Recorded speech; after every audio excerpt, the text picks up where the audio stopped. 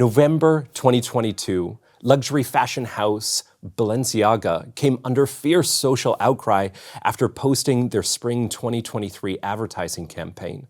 With National Geographic photographer Gabriel Galimberti behind the camera, Balenciaga produced advertisements depicting children holding teddy bears dressed in BDSM attire.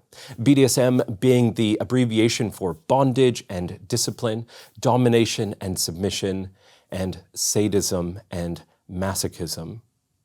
The social outcry against Balenciaga was so intense because this was not a matter of dissimilar fashion taste between a brand and a consumer. This was a matter of justice. Children possess incalculable intrinsic value and dignity and innocence.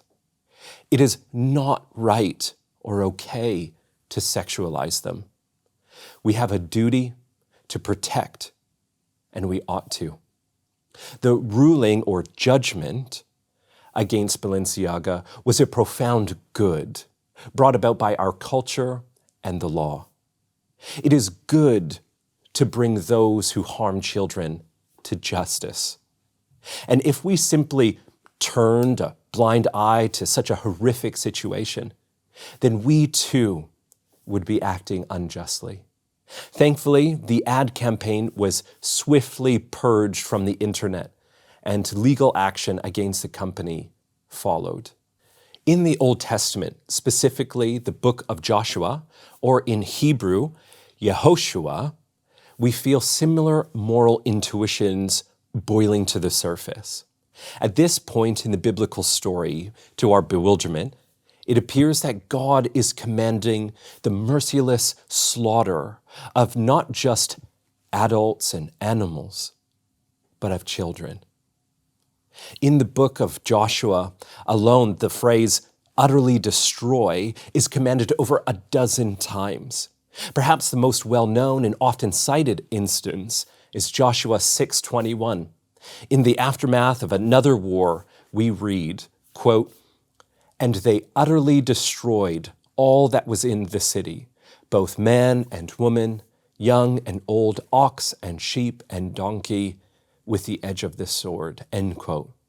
So what on earth is going on? Why is this in the Bible? We're going to briefly explore the Old Testament's, or Hebrew Bible's, depiction of God with a particular focus on the book of Joshua and the, quote, conquest of Canaan, end quote, episodes.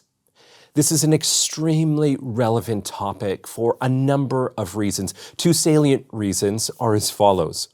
First, in our cultural moment, concerns about justice rest at the top of our hierarchy of values. Since this text seems to be relaying unjust atrocities, then we are rightfully concerned about it and its subsequent theological implications. Second, for many, a deep sense of discontinuity accompanies reading this text. I mean, I read these stories in Joshua, and then I read about Jesus in the Gospels, and I struggle to reconcile these seemingly distinct deities.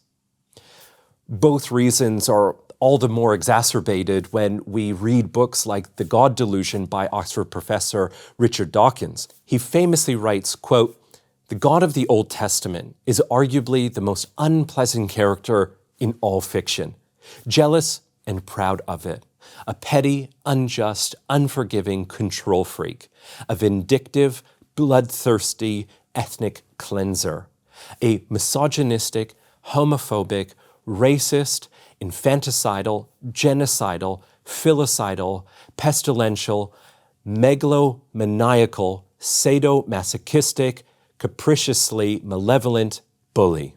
In summary, there is a moral repulsion towards the God of the Old Testament.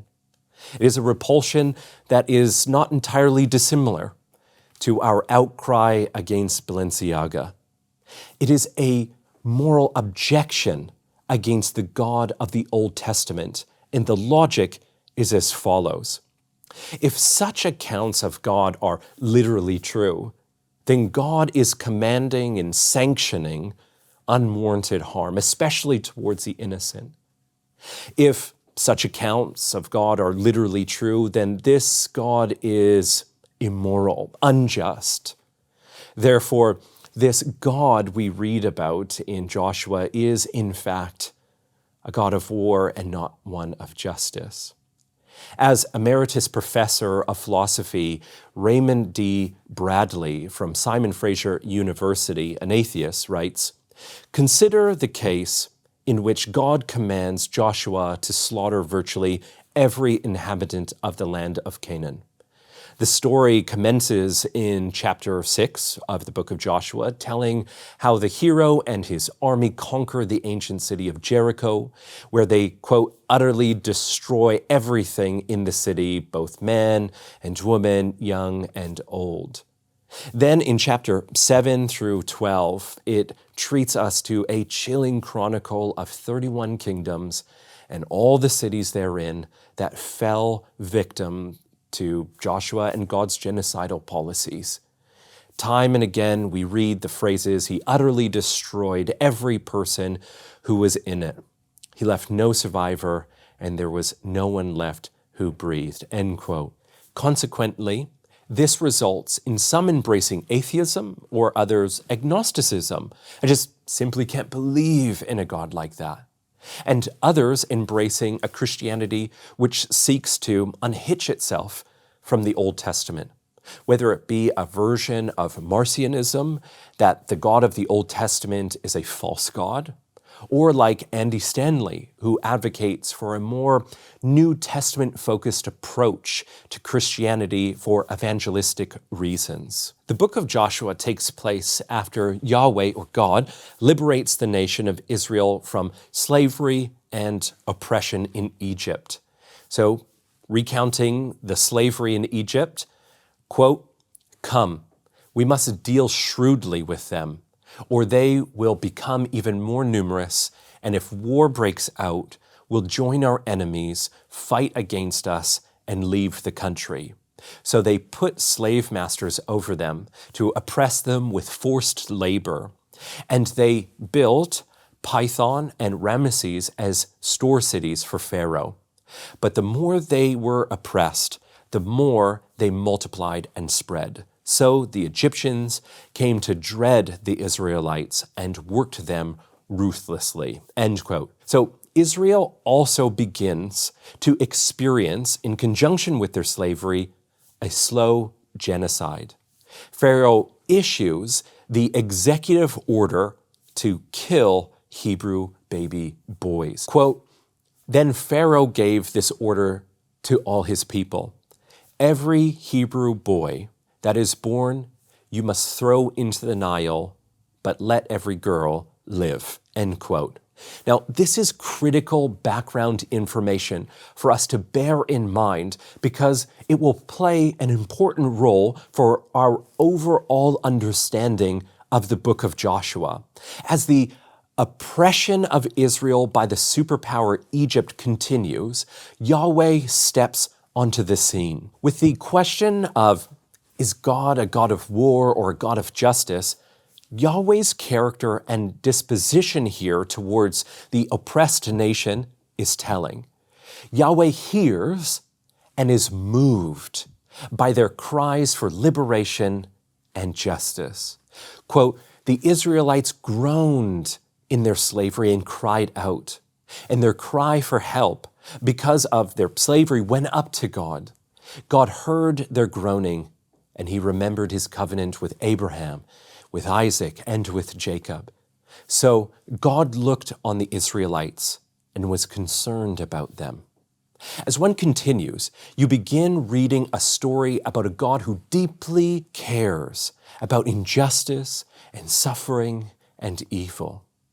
Yahweh first reveals himself to Moses, as Yahweh did to Moses' ancestors, but intensifies the degree of self-disclosure.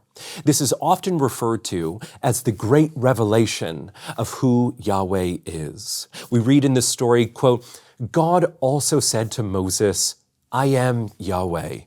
I appeared to Abraham, to Isaac, and to Jacob as God Almighty, but by my name Yahweh, I did not make myself fully known to them." End quote. At first, this appears to be a mistake. Yahweh's name is mentioned over 160 times in the preceding book, the book of Genesis. But a mistake, it is not. What is meant here, the great revelation, is that Yahweh will make himself known through his saving actions. This is a key theme throughout the biblical narrative, that God not only discloses who he is in word, but also in deed. Yahweh does not merely claim to be a God of justice, but rather God will act justly, and you will know him by his acts of justice. We can find this throughout the biblical narrative, as in Psalm 9:16, for example. We read, quote, "The Lord is known by his acts of justice," end quote. Now, if you know the story, Yahweh does get Israel out of Egypt. Moses, Yahweh's mediator, leads them in the wilderness for 40 years towards the promised land, the land of Canaan, or in Hebrew, Canaan, which means lowland. And Canaani, the Canaanites, are the inhabitants of the lowland. However, Israel does not enter the promised land, and this is really significant. I'm going to come back to this in just a moment, so keep that in the back of your mind. Moses' successor, Joshua, is selected to lead Israel into the promised land where the battles against the Canaanites occur. Joshua, son of Nun, the successor of Moses in the wilderness, his name is, in Hebrew, Yehoshua. And that literally means Yahweh saves. And this is an intentional move by the biblical authors. Yahweh saves will lead them into the land promised all the way back in Genesis to Abraham. That point about Joshua's name, in fact, leads certain early church theologians, apologists, and pastors to interpret the accounts with a degree of allegory and typology. So by allegory, they mean Joshua contained non-trivial elements of spiritual metaphors and imagery that conveyed theological truths and ideas. And by typology, they mean that Joshua contains real historical persons and events which correspond to the hoped for and anticipated fulfillment in the real historical person and event of Jesus Christ. This would include well-known early church leaders like Justin Martyr, Tertullian, Origen, Cyril of Jerusalem, just to name a few. Now, turning back to the outline of the book of Joshua, the book, or scroll, more accurately, the book hadn't been invented yet, is composed of 4 distinct movements in 24 chapters. Chapters 1 through 5, Joshua is leading Israel. Chapters 6 through 12 recounts the battles between Israel and the Canaanites. Chapters 13 to 22 recounts Joshua dividing up the land. And the last 2 chapters, chapters 22 to 24, are Joshua's final words. Now, earlier I said I would come back to Israelites not entering into the promised land when Moses was alive, because this is really critical for us to understand. The reason for this happening is because of their breaking of Yahweh's covenant throughout their time in the wilderness after their liberation from slavery. Now, just hold that in your mind for a second. There's a payoff, I promise. Just before Israel battled the Canaanites in Joshua chapter 5, the successor of Moses encounters a mysterious figure. Unbeknownst to Joshua, this is nothing less than a theophany. Now, theophany, this is a great theology word, some theology jargon, and it basically means a visible manifestation of Yahweh. Isn't that awesome? Love it. And the exchange is remarkable. Joshua asks the figure, "Are you for us or for our adversaries?" Yahweh's response is worth a long amount of thought. He famously replies, "Neither." You see, in the ancient world, when two people would make an alliance, this meant that they were in it together. They were there to the end, to have each other's back. But let me ask, what happens if one party compromises, let's say morally, or does something unjust? The very real temptation is, for survival and posterity's sake, to remain allies. But not so with Yahweh. In the biblical story, Yahweh is the source and standard of all that is good and just. It seems that this is a warning text, especially considering its place just before the battles begin. Therefore, what we're really observing here is not so much a question of God's willingness to team up with Israel, but a question of Israel's willingness to team up with God. The meta-narrative of the Bible is that God is for restoring his good world, ushering in justice and goodness. God is immutably on the side of goodness and justice because that is his character. When Yahweh says neither, it is a warning that this is who God is and what side he truly is on. That text, in addition to Israel not being able to enter into the promised land under Moses' leadership, in my view, is a rebuttal to the charge of favoritism towards Israel. If Israel breaks the rules Yahweh outlines, there's consequences.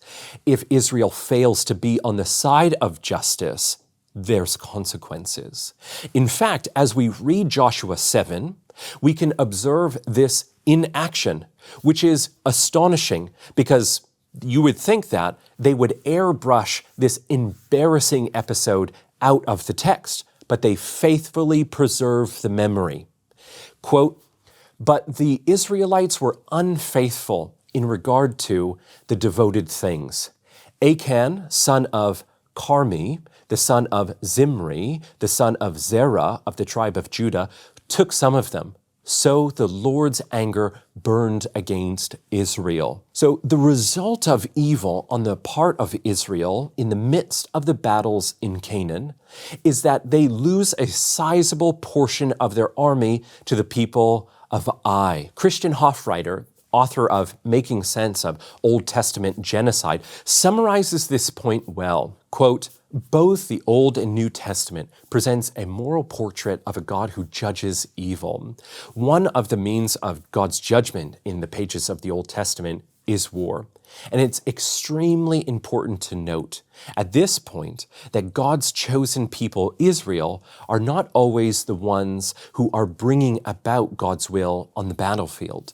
In fact, they are often on the receiving end of his judgment, finding themselves massacred or enslaved, just as, at other times, they are militarily victorious over other powers." End quote.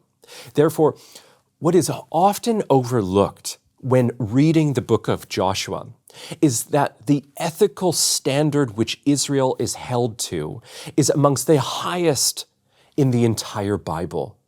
God is completely against evil.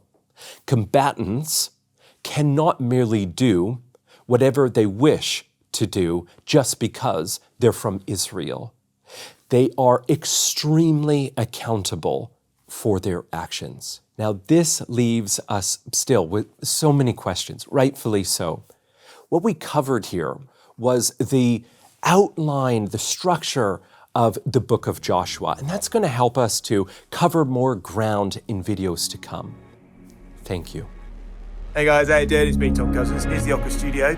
I'm actually part of an organisation called Ocker, the Oxford Centre for Christian Apologetics. We make films about the big questions of life and how the Christian message has valuable, we think, answers to those questions. If you enjoyed this film, please check out the other stuff on our channel and also consider liking and subscribing. It helps us make more stuff like this. Also, we want to hear your thoughts. If you've got any ideas for future content, please drop us a message in the comments or send us a direct email. Thanks go out to all the people that made this possible, including the lovely people behind me. Here's a fun fact for you. It takes about 60 hours to make each one of these films, and it's all made by our in-house Ocker staff who are funded by donations. So if you do have the means and you feel like it, please do donate. On our website, we've got a helpful button labeled donate, very easy to press.